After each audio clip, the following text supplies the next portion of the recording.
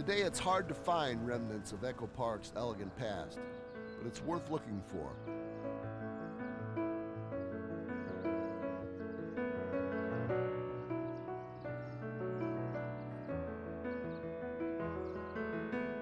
"120 years ago, Echo Park was the original LA melting pot, a destination for pilgrims who came from across the Atlantic.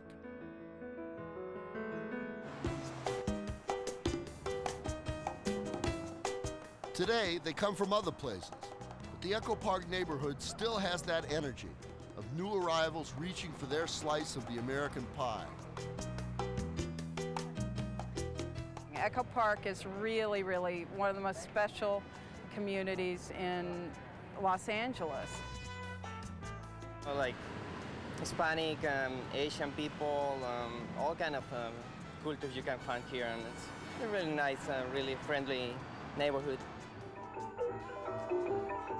You have Cambodians here, and you have Chinese here, and you have Vietnamese here, and you have Mexican Americans, and then you have Mexicans. This is where it's at, you know. Want to find anything, you know, just come to Echo Park, you'll find it. And then you have like the hippies that moved in the 70s, and then you have the old Marxists are still here from the 30s and 40s. It's a really big cross-section. Just off the commercial hustle of Sunset is the park that gives the place its name. I've lived in LA all my life, but like a lot of people, I'd never been to Echo Park before. Look at this, it's beautiful. Well, Echo Park was originally a reservoir, and it powered a woolen mill in downtown Los Angeles. How long ago? That was in the 1890s. And not long after the woolen mill went bust, the owner of the property, Thomas Kelly, deeded it to the city of Los Angeles to be used as its first public park.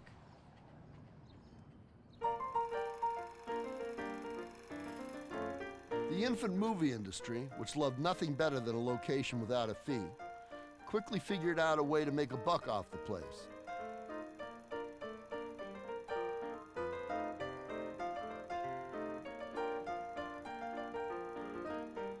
They'd pack up their cast and crew, hop a trolley, and play out their scenarios on nature's own backlot. Nowadays, the 30-acre park is rarely used for film shoots. Instead, the lakefront is kind of an urban oasis, watched over by this sculpture of the Lady of the Lake.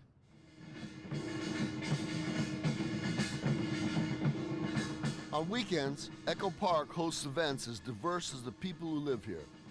This celebration, for example, is an annual event called the Lotus Festival. It's a two-day salute to Asian and Pacific Island heritage and history. It's named for the lotus blossoms that were brought here in the 1920s by Chinese Buddhists on a missionary tour.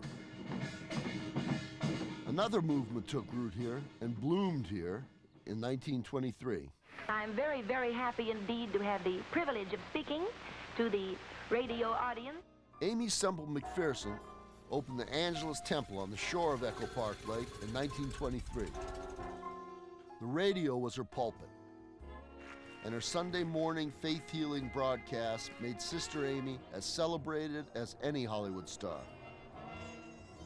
She probably was the first of all these evangelists you see on television nowadays, because she did the same thing, you know, preached and collected the money.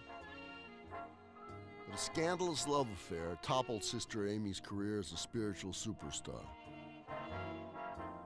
She had a nervous breakdown and in 1944 died of an overdose. It was rather sad, but she had been at the very top, gone to the very bottom.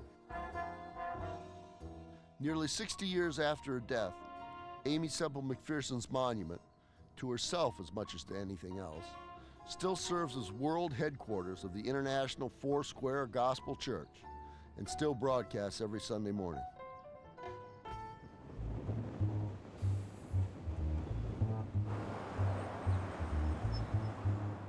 Remember what I said earlier about Sunset getting a little outrageous as it moves west? Well, just down the road from Echo Park, this is Silver Lake. If If Los Angeles had a Greenwich Village, this would be it. Silver Lake used to be a rather anonymous neighborhood. Not many people knew about it. It was sort of a secret little pocket here. Now we got a bunch of hipsters running around. They want them well done. I don't know why they want to bother to eat them. Patty Peck is owner and chief cook of Millie's, a Silver Lake landmark.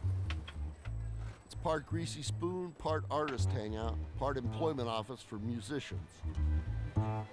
Now that Silver Lake has been discovered, she says people are getting jerked around by the landlords. Independent people come and make a neighborhood. It's the same old cycle, you know, and then the rents raise up, and then we get kicked out, you know, the bohos.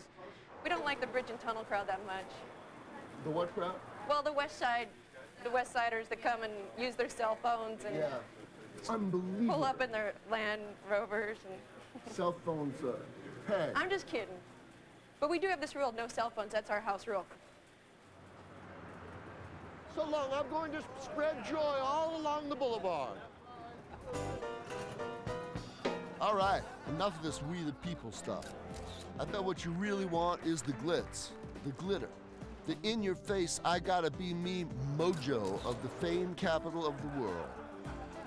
I'll let you know the exact moment this magic thing happens. If you watch closely, it'll be supercuts, blockbuster video, boom, Hollywood. You'll feel it. Okay, you're in Hollywood. Can you feel it? I know. This stretch of Sunset Boulevard doesn't exactly look like the Hollywood Dream Factory. But here's where a lot of the nuts and bolts work. You know, the film processing, the editing, the sound mixing actually gets done. It is called the industry, after all. If you're an LA musician, this is Mecca. It's called the Guitar Center, but it sells more than just guitars. It's 39,000 square feet of stuff to make music. For a lot of young players hoping for their break, a visit here is a must.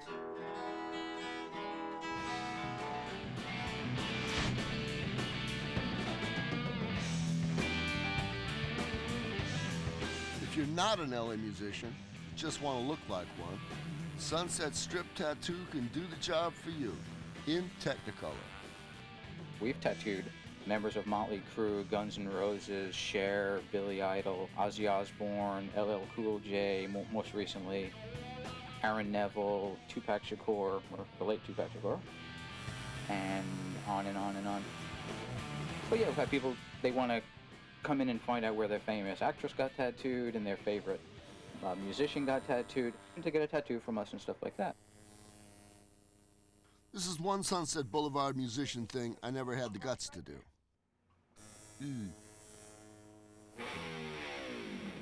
Many years ago in the late Pleistocene era, I used to travel this part of Sunset because everywhere I recorded was here. And the first recording I ever did, I was like 22, and my Uncle Alfred was conducting for me. And I was really nervous around this point on Sunset, let me tell you. Yeah, I made some of my first records here on Sunset Boulevard. Let's see if the guys at Sunset Sound will still let me in. Thank you. This is Sunset Sound, where I recorded many of my biggest records. I tell you what else I did here that I remember now. I did a Fats Domino record. I met Fats Domino once at the amphitheater, and it was a thrill. I was thrilled to meet him. There's a lot of gold records on the walls here, from Elton John, from Led Zeppelin, from The Doors. I haven't mentioned myself yet. So it's a pretty historic place in a way, you know, if you take rock and roll seriously, and I do.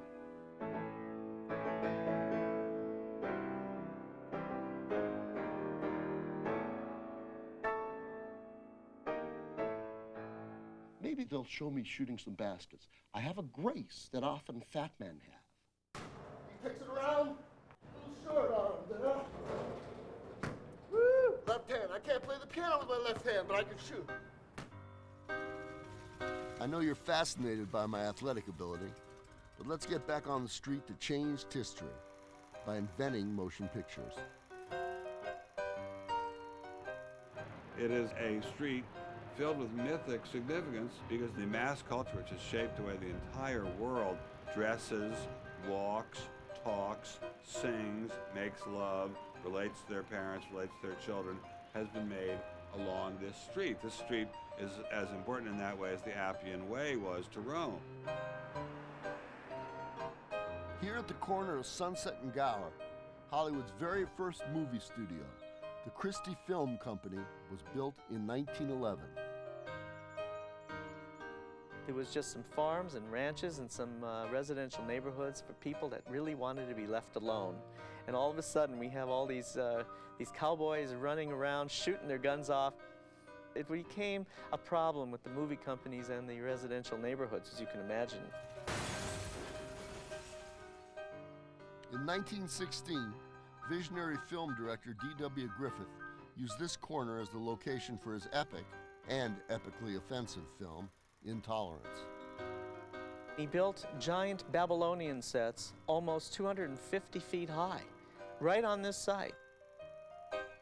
They rose up so high that you could see them from miles and miles away, and they became Hollywood landmarks. D.W. Griffith made all his sets out in the open where people could see them, so it was actually the beginning of the tours like you have at Universal Studios nowadays. If someone from the Midwest come in and see a huge set like that, you know, they died and gone to heaven. It was wonderful. After the sets came down, the Vista Theater went up on the same corner in 1923. Senior? Hi. This little treasure is a scaled-down version of the great movie palaces of Hollywood. In 1998, a new owner renovated the auditorium, putting in new seats and sound technology, and restoring the lavish Egyptian revival decoration. The idea is that you are in like the temple. Her head is on a pillar, Right. and these pillars were typical of the Egyptian temples of the time. And the feeling is when you come into this theater, you feel like you're in a temple of film. That's what I love about this most. Yeah. It's like being a medieval church, you know, in that it's the finest thing in the neighborhood, or maybe it was, and there's a sense of pride, you know. Absolutely, sense of pride, you just said it. And it's great to see some passion for keeping a part of Sunset Boulevard's history intact.